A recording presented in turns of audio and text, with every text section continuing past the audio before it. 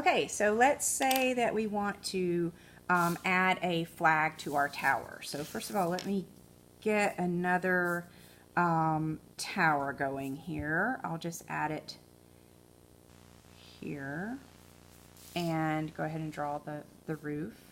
I'm not going to add those details yet. I'm just going to go straight into drawing it. Now there's a couple of ideas on here that they don't have to look like this. This is totally up to you. I prefer not to just draw a stick because then I can't paint inside of it. So if it's something that you think you want to be able to paint the inside of, you'll want to make sure that you double it. And then I'm just going to put that little ball up there because I did it on the other side. I kind of want it to be very much the same. And then I sort of made the wind blowing this way, so I'm going to draw, you know, my flag sort of wavy this way.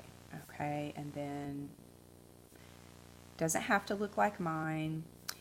And let's see, one of the things that I did forget to tell you was if you're going to draw something on the inside, I drew a heart. Sometimes it's easier to draw your heart first and then draw your flag around it. And I didn't think about that part because sometimes after you do all this and you have this tiny space to draw in, that's not really always quite enough space.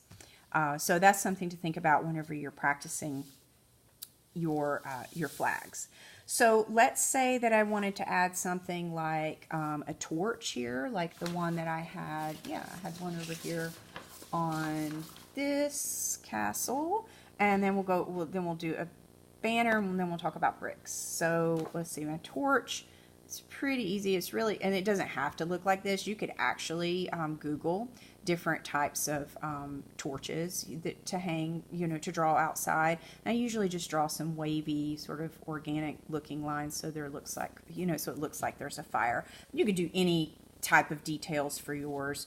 And usually I like to draw the same thing on either side just so my castle is balanced, you know, it matches each other on each side. Next we said that we would work on maybe if you'd like to add a banner to the front of your castle. Those are pretty easy too. This one I'm going to just add some add a bar here for it to hang from.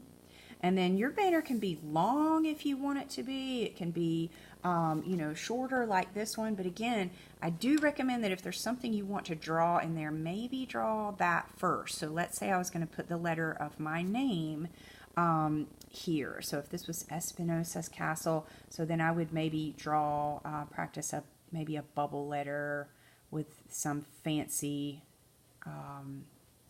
letter E in there. Then I've got plenty of room to draw my E, and I can just kind of make my banner around it. And it's okay if it's not straight lines because it would be like cloth, so probably if the wind was blowing, you know, it would move a little bit. But if you'd like to make it perfectly straight, that's okay too. You would do that by using your ruler. So I'm going to make another one over here.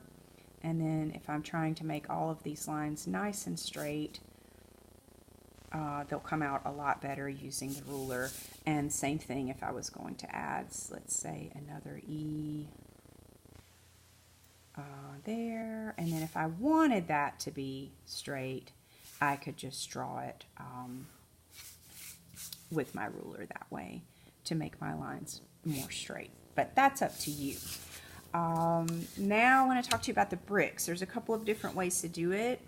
Since ideally the castles would be sort of old, you don't have to have bricks, but if you Google some images, you may see some bricks, and I'll tell you a couple of ways that I did them.